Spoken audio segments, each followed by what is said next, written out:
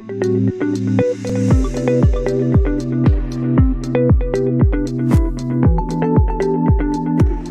morning, everyone. I'm Deepshikha, your host for the InnoHEALTH magazine podcast. We're at InnoHEALTH Conference 2024, and with me I have Dr. Rishabh Jain. Welcome, sir. Thank you, Deepshikha. It's a pleasure to have you on this podcast Likewise. today. Right. So, would you please familiarize our listeners with who you are? What's your expertise?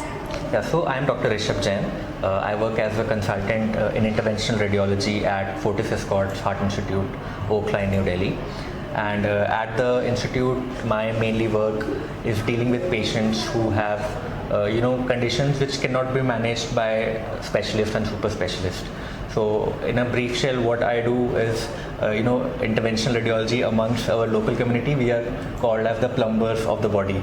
Wow. So, opening up a vessel, closing up a vessel, that is all we do in a nutshell. So let's say there is a stroke, a thrombus or a clot has been stuck in one of the arteries of the brain. We go ahead with a very fine wire and aspirate that clot. So this is something that we do at Fortis Escorts and at AIIMS. That's in a nutshell of what we do.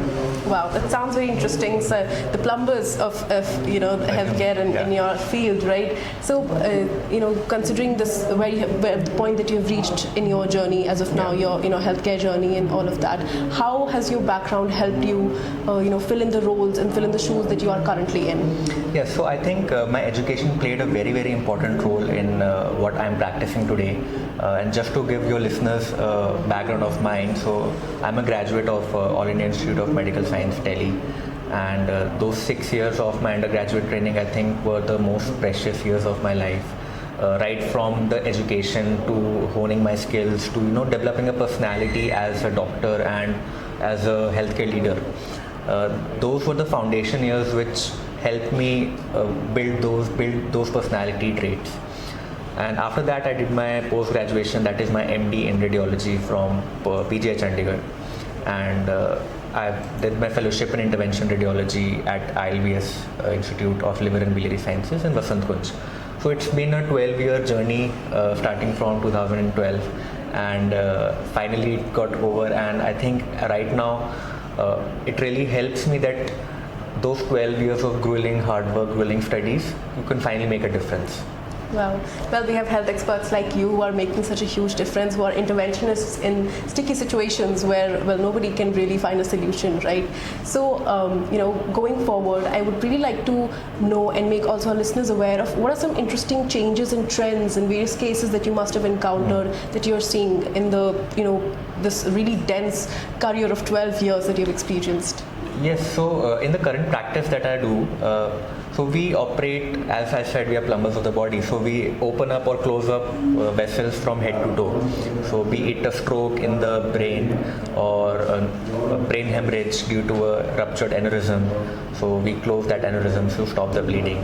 Then in the heart or in the chest, if the patient is coughing blood, we call it hemoptysis in medical language. So we again close some arteries so that the bleeding stops. And so on and so forth in the abdomen.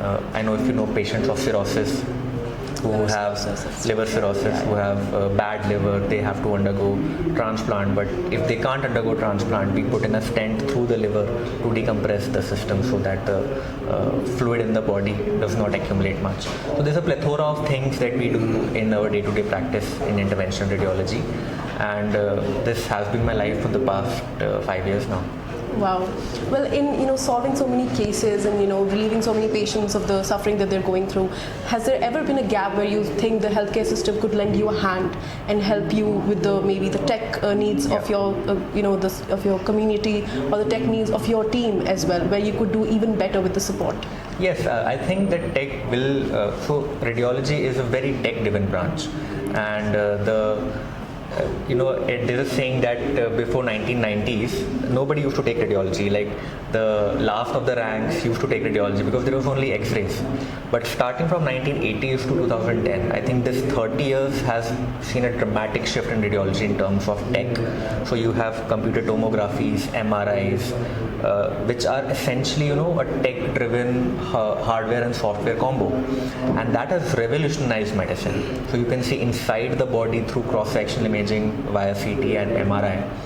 and the current radiology or imaging load is so much that radiology now is the top branch among medical graduates. Wow. So rank 1 to 10 in post graduations opt for radiology. It is so high in demand, and the workload in radiology has increased so much that now artificial intelligence has come to streamline the processes. So a very important role of AI is number one, pattern recognition. So a baseline screening of chest X-rays. So just a screening of chest X-rays to show, or maybe just highlight the abnormalities. So that the working radiologist can just focus on those abnormalities and correlate them clinically and hasten his or her reporting. So that has started coming into radiology predominantly, and I see a very big future of AI in radiology. Wow.